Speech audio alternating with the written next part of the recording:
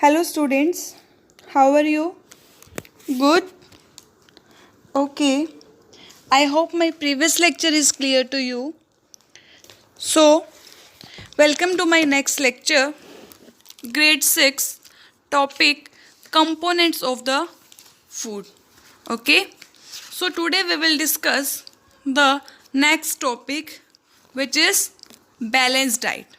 Okay? So, let's start with this topic. So what is balanced diet?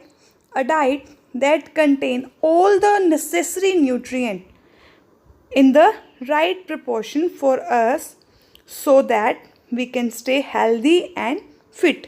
This is the balanced diet. And the composition of the balanced diet that can vary for people to people, but that depend on the age, physical activity, gender and health.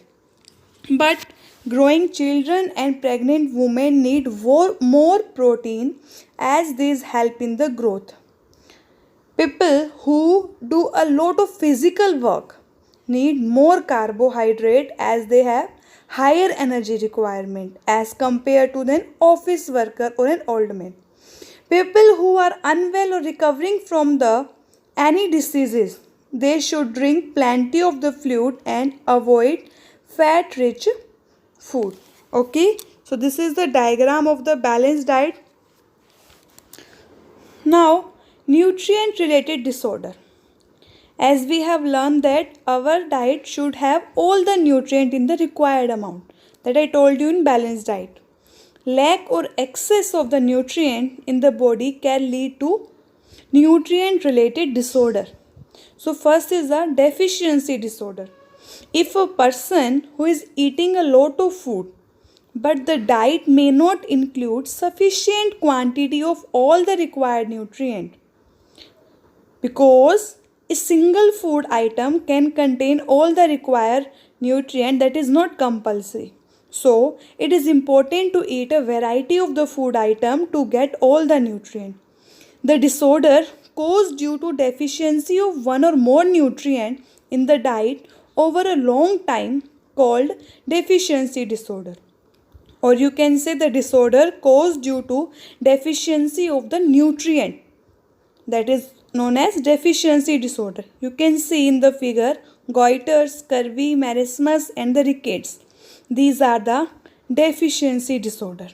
Okay, so this is the list of the various disease or disorder caused due to deficiency of carbohydrates, protein, minerals and vitamin. Now, excess of the nutrient. When any person consumes the nutrient is more than what it is required, so it may lead to a condition, that condition known as obesity. So one of the reason of obesity could be overeating and not exercise enough. Obesity lead to various health issues such as disorders of heart. Some healthy cooking methods that we have to follow. We should take precautions to get the maximum benefit from the food we eat and prevent loss of the nutrient.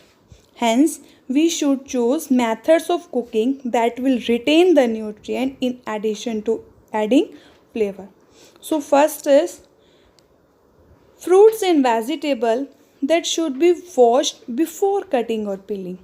Okay, after washing the fruits, cutting will lead to loss of some water soluble vitamin that I told you, such as vitamin C.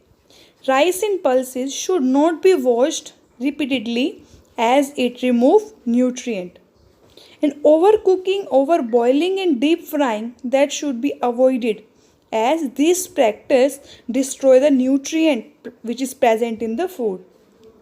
Using excess water while you are cooking or throwing it away result in the loss of many important nutrients.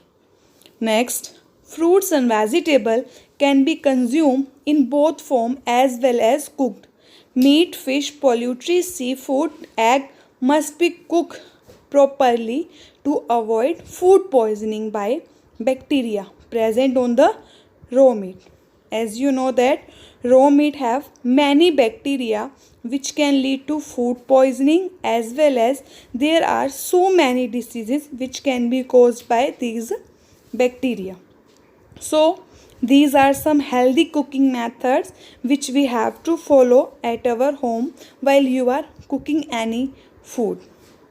Okay, so after that, importance of exercise and healthy lifestyle.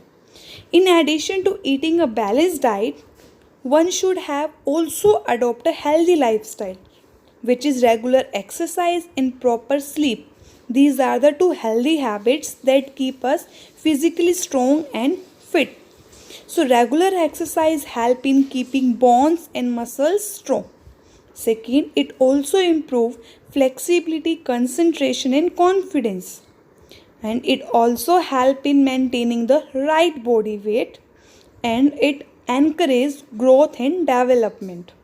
So according to WHO, which is World Health Organization, children and youth should include at least 60 minutes of physical exercise in their daily life. Okay, so these are the some point which we have to follow.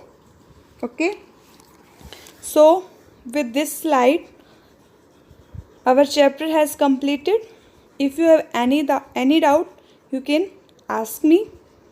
So till then, stay at home, stay safe, be happy. Thank you.